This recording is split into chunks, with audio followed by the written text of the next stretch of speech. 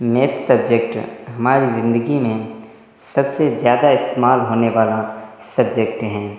लोग इसे इग्नोर कर देते हैं क्योंकि ये मैथ उसे समझ में नहीं आती।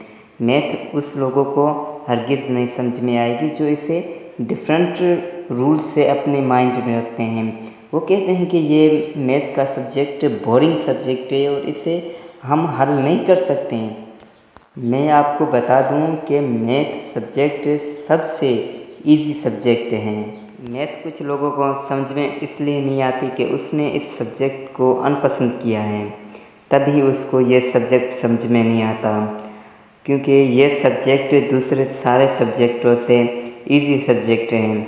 इस सब्जेक्ट में आपका ये माइंड है ना, वो सबसे ज़्यादा मूव करेगा।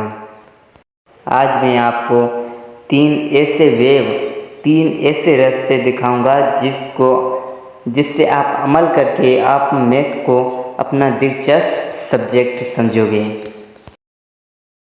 तो ना या उस बुक्स को ओपन करते हो तब आपके माइंड में ये ख्याल आता है कि ये डिफरेंट है, ये मुझसे नहीं होगा।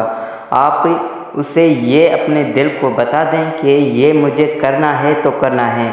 तो आप जब अपने दिल को काबू नहीं कर पाओगे, अपने माइंड को आप काबू नहीं कर पाओगे, तब तक आप मैथ को समझ नहीं पाओगे। लोगों को ज़्यादातर अल्फ़ाबेट में ये दिक्कत आती है कि उसने उस चीज़ को अच्छी तरह से समझते नहीं और उसके बाद वो कहते हैं कि हमने ये सब्जेक्ट हमारे बोरिंग सब्जेक्ट है, सबसे बोरिंग सब्जेक्ट है। पर ये सब्जेक्ट इतना इजी है कि आप जैसे कोई आपकी मनपसंद गेम होती है, आप उसको खेलते हो तो आपको कितना मज़ा आता है।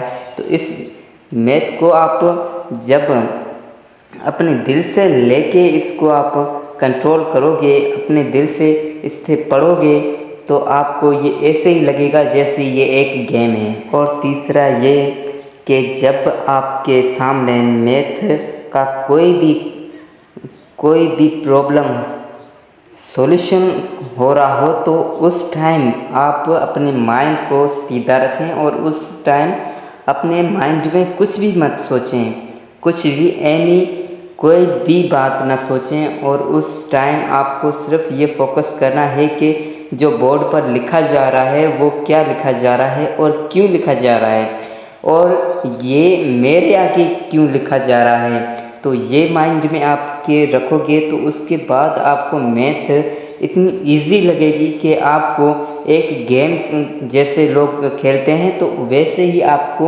एक मैथ सब्जेक्ट लगेगा।